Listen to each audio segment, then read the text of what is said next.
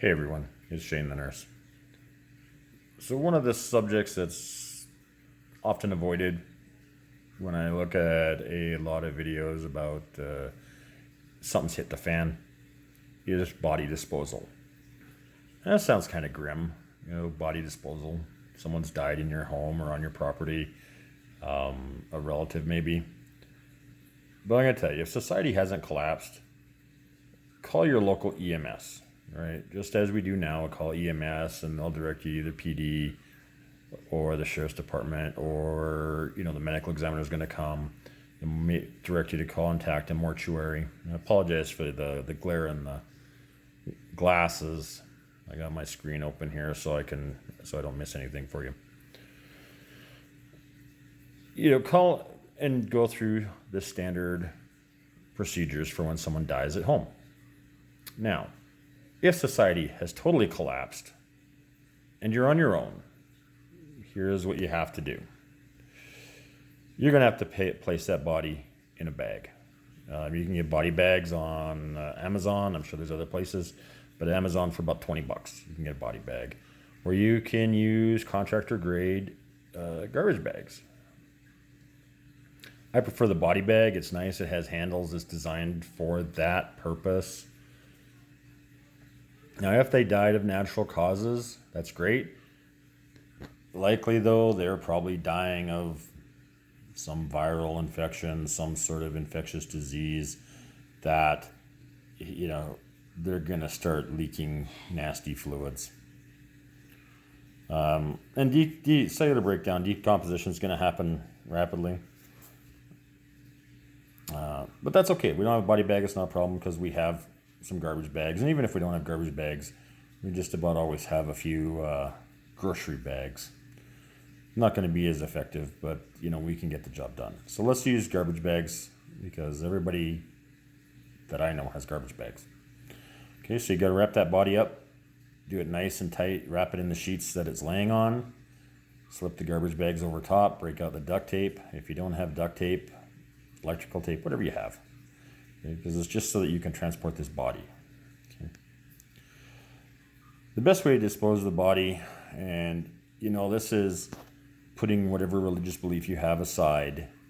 Remember, it's hit the fan. Things are very bad. We're in a bad situation. If it's hit the fan, the best way to dispose of that body is cremation.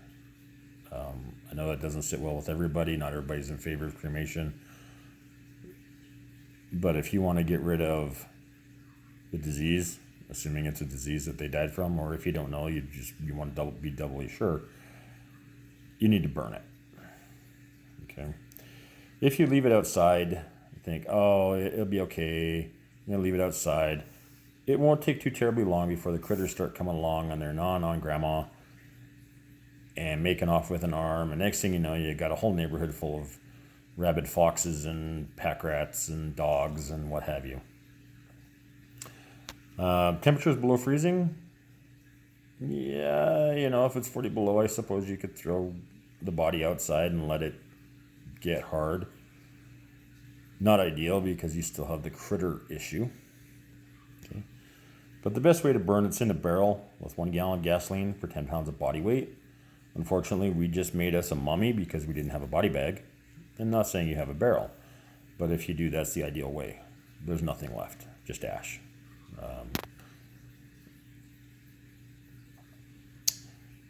But that's okay. We don't have a barrel. We don't have gas. Maybe we have some pallets. If you can go for a drive and pick up pallets behind a store, construction site, scrap wood, stack a few pallets, put the body on top, stack a couple more over top. If you got some gas, great. Start the fire and burn it. Now, if you are anticipating, you've got the heads up, you know what, Uncle Bob's not doing so good, he's going to die, and you can dig the grave now, dig the grave. And then put the pallets in, or other wood, whatever you have. Put the body in, put more wood on top, and light the fire. It's Well, easier. The fire's contained. You don't have to worry about it taking off and burning down the neighborhood or catching a field on fire or a forest, what have you. But do you want to keep that fire until there's nothing left but ash? You want all that marrow denatured so there's no possibility of infection to live on it. Again, this is a grim subject. Not everybody wants to think about this. In fact, almost nobody does think of this. What do I do with that body? I mean, you could leave it around. Next thing you know, we got a cholera epidemic. Well, we don't want that either. So you've burned the body, you dug the hole, you've burned the body, you've put the dirt back on top after the fire is done. You're satisfied that there's nothing left. Put rocks over top of that or bricks, whatever you have that's going to keep critters from digging. They're not going to dig anyway. You know, you've denatured, you've burned everything. There's nothing left anyways. But be sure to document everything. If you can make a video of them being sick, them passing, showing that yes, they're absolutely dead, the disposal of the body, say, yep, look, here's, you know, Uncle Bob, we burned him, we buried him, there's nothing left, but here's the video to show why we did this and what became of that body. Because eventually at some point, hopefully society will rebuild itself, and this might just keep you out of prison. Anyways, hope you find that informative. Worst case scenario, remember that. If it's a best case scenario, die at home, call 911 just like you do now, right? Let them direct you on how to deal with that. And it could be we're at a point where the funeral homes are like, yeah, we're not taking any more bodies because of the infection risk, in which case you'll have to revert to, you know, the burning scenario. Yeah, you can bury it, you can build a casket, you can put it in the ground, but I'd prefer you didn't take the risk. You know, the best way to dispose of a potentially infected body is to burn it. Anyways, that's all I've got for now. Have a great one. Bye-bye.